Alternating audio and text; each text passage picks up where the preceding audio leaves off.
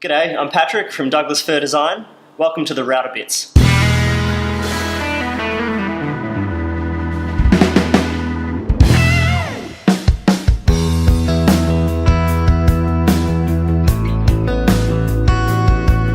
one of our previous videos, we looked at creating a raised panel door like this with your rails and your stiles, and then your raised panel insert.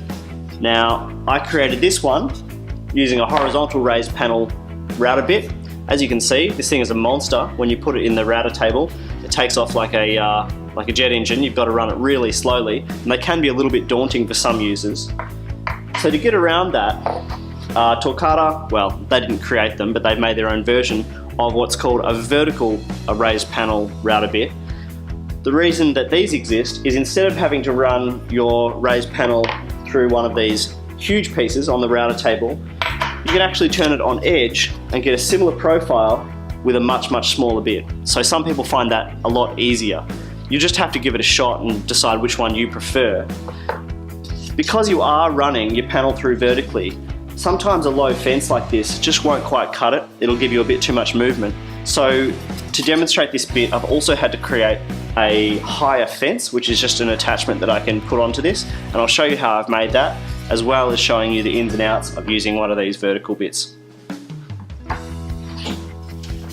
You can certainly try and do this cut on your existing fence if you think it's high enough, and it really depends on how big the panel is that you're trying to create.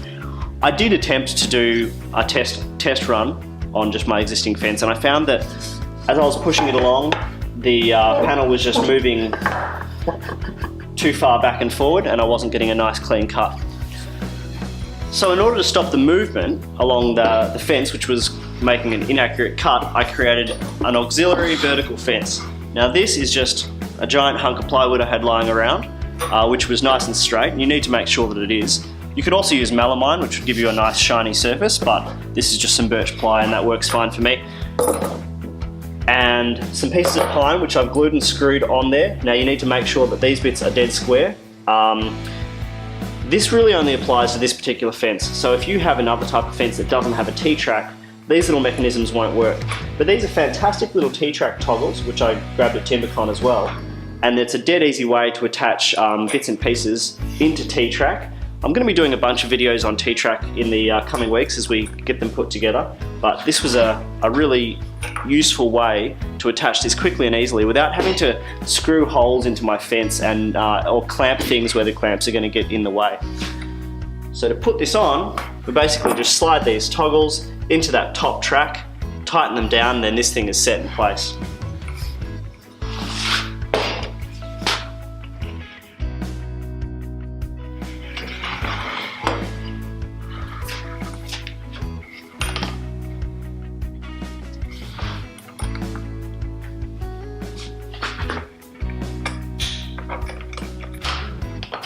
Alright, perfect.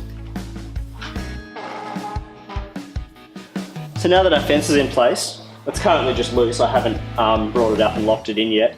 We can put this router bit into the machine.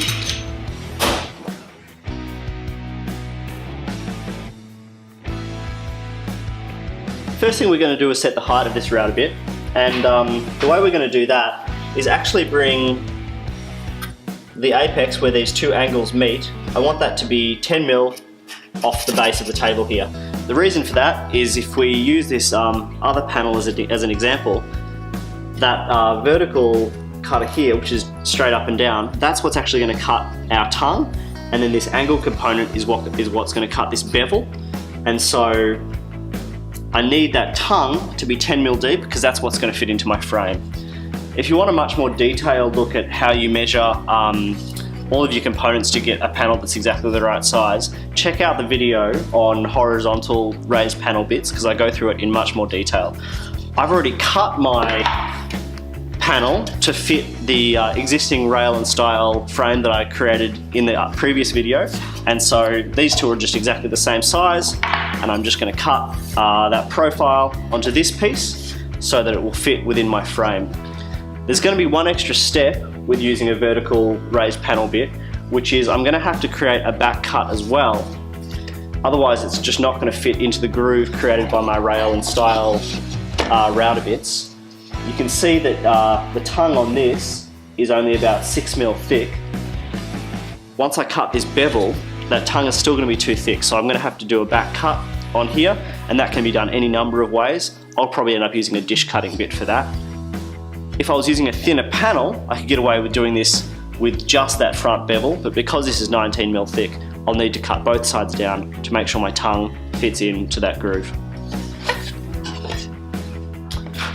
The next thing we do is bring the fence forward to the router bit. We'll be taking off quite a bit of material, so it's probably worth doing this cut in a couple of passes. That obviously, if you're using a much harder timber or something that's a bit more prone to splintering, that applies even more so. This is just pine, so I'll probably get away with it in 2 passes.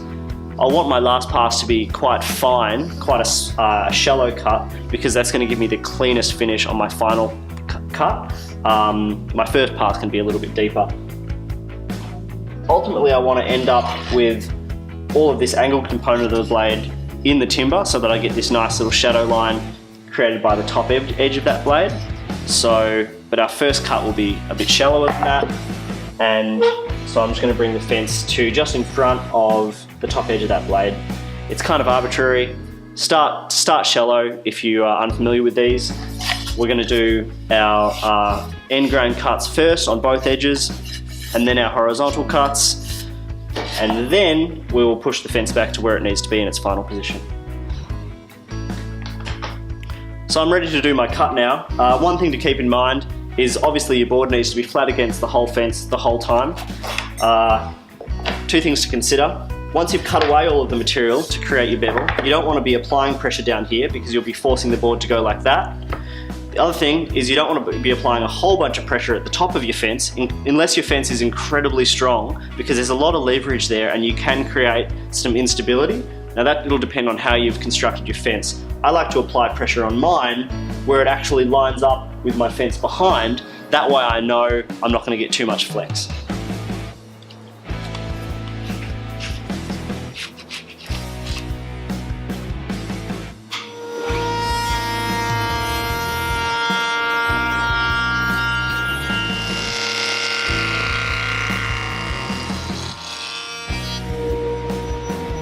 Now I'll just push the fence back just a fraction and clean up these cuts a little bit with one final pass. This pine went through perfectly well at that depth. But yeah, if you're creating a whole bunch of these, do an experiment piece. It's always best so that you know exactly what the profile is going to look like before you go and run through all 10 of your cupboards or whatever it is that you're doing.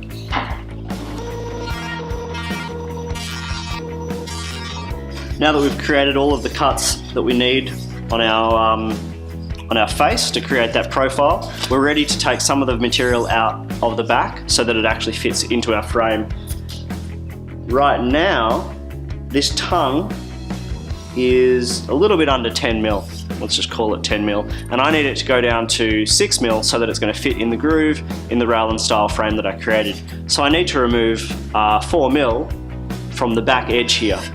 Now, if you wanted to, you could actually continue to use this bit and it's going to create the same profile on the back. So you're going to get a really long, shallow bevel, which will go back about 35mm into the frame. We don't need to do that. We only need our tongue to be 10mm from the edge and 6mm deep. So I'm actually just going to use a dish cutting bit to create a much neater profile rather than taking out all of that waste. So I'm going to take this bit out, set a dish cutting bit so that it's cutting 4mm deep and about 10mm from the fence, and that's going to create that tongue component that we need to fit perfectly within our frame.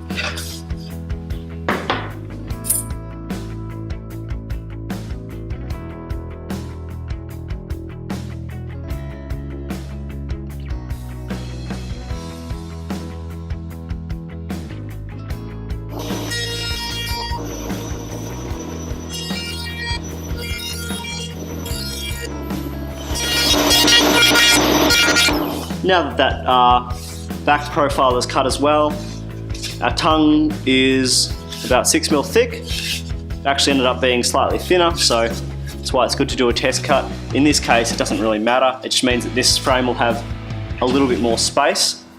The panel will have a little bit more space in the frame, but you're never going to see that.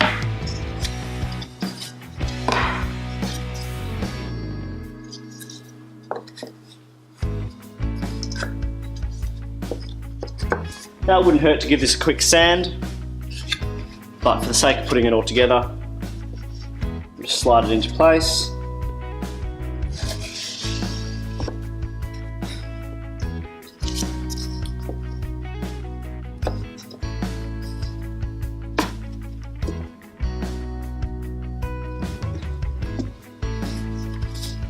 And it all fits together perfectly. So that's perfectly flush on the front edge and on the back, and you've got a nice little shadow line there. That could be slightly smaller if you prefer, but that's fine for me. So very simple to use, a little bit less daunting than the giant horizontal raised panel cutters, but you do have to do a second pass because you don't have that relief cut on the back. That's not terribly tricky.